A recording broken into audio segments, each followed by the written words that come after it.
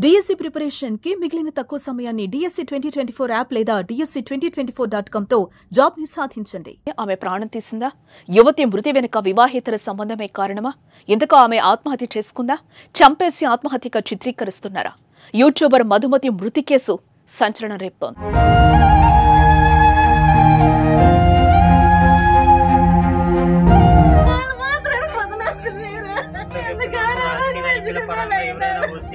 ఉమ్మడి కృష్ణా జిల్లా తిరువూరు నియోజకవర్గంలో కొండూరు గ్రామానికి చెందిన 22 ఏళ్ల మధుమతి నిత్యం సోషల్ మీడియాలో యాక్టివ్ గా ఉండేది.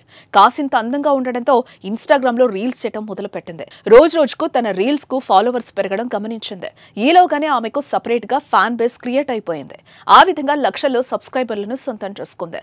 ఇలా సాఫీగా సాగిపోతున్న ఆమె జీవితంలో ఏం జరిగిందో ఏమో కానీ ఒక్కసారిగా ఆమె విగత జీవిగా కనిపించింది. అనుమానాస్పద స్థితిలో మధుమతి మృతి చెందింది. తన అమ్మమ్మ ఇంటికి వెళ్లి అక్కడే ఉరి వేసుకుని ఆత్మహత్య చేసుకుంది. ఈ విషయం తెలియగానే ఆమె తల్లిదండ్రులు షాక్ అయ్యారు. చేతికి అంది వచ్చిన కూతురు ఈ లోకాన్ని విడిచిపెట్టడాన్ని తట్టుకోలేకపోతున్నారు. మా కూతురు ఆత్మహత్యకు ప్రతాప్ కారణమని ఆరోపిస్తున్నారు కుటుంబ సభ్యులు. అతన్ని కఠినంగా శిక్షించాలని కోరుతున్నారు. మాది పాతకొండూరు, మేము ఉండేది తిరువూరులో. అయితే మా పాప చిన్న వర్క్ మీద హైదరాబాద్ వెళ్తూ వస్తూ ఉంది. అయితే నిన్న ఏం జరిగిందంటే మామూలుగా వాడు దేనికి వచ్చాడో మరి ఎట్లా వచ్చాడు, ప్రతాప్ అనే అతను వచ్చాడు. ఇంటికి వచ్చేసి గబగబ పిల్లను చేపట్టుకుని లేకపోతే నేను అడిపోయాను. అడిపోతే నన్ను కూడా నెట్టేశాడు. ఎవరో ఏంటని చెప్పేసి మా వారు ఇంట్లో లేరు. తీసుకెళ్ళిన తర్వాత మీరు కాల్ చేశారు? తీసుకెళ్ళిన తర్వాత వాళ్ళ విసనపేట తీసుకెళ్ళాడంట. విసనపేట మళ్ళీ తెల్లపిల్ల వాళ్ళ తల్లిదండ్రుల దగ్గర తీసుకెళ్ళాడంట. అక్కడ ఏ వాగ్వాదం దగ్గర తిరిగి తర్వాత మళ్ళీ మా అత్తగారి ఇంటికి తీసుకొచ్చారంట. తీసుకొచ్చి అప్పు చెప్పి మళ్ళీ తెల్లారి పొద్దున్నే మా అత్తగారు ప్రార్థనకి వెళ్ళిన సమయంలో వాళ్ళంతా వచ్చి నలుగురు కలిసి అమ్మాయిని చంపి ఉరేసుకుందని చెప్పి మళ్ళీ వాళ్ళే హాస్పిటల్కి తీసుకొచ్చి విసనపేట తీసుకొచ్చి జాయిన్ చేశారు. డాక్టర్ గారు చనిపోయినట్టు నిర్ధారించారు.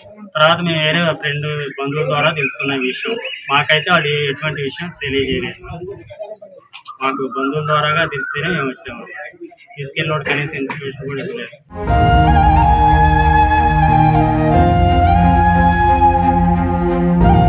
మధుమతి అనుమానాస్పద మృతి కేసులో తెరపైకొస్తున్న పేరు ప్రతాప్. ఇందుకు ప్రతాప్ ఎవరో తెలుసుకునే ప్రయత్నం చేద్దాం.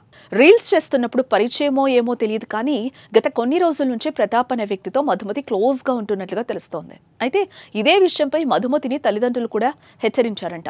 ఈ నేపథ్యంలోనే మధుమతి అనుమానాస్పద స్థితిలో మృతి చెందడంతో ప్రతాప్ పై మృతురాలి తల్లిదండ్రులు అనుమానం వ్యక్తం చేస్తున్నారు. ఇక తల్లిదండ్రుల ఫిర్యాదుతో కేసు నమోదు చేసుకున్న పోలీసులు మధుమతి ఎవరితో చాటింగ్ చేస్తుంది, ప్రతాప్ తో ఎంతసేపు మాట్లాడింది, ఫోన్ డేటా ద్వారా సేకరిస్తున్నారు. మరోవైపు మధుమతి పేరెంట్స్ అనుమానం వ్యక్తం చేసిన ప్రతాప్ ను విచారించాలని భావిస్తున్నారు. మొత్తానికి మధుమతిది హత్య, ఆత్మహత్య అనేది తేల్చే పనిలో నిమగ్నమయ్యారు పోలీసులు.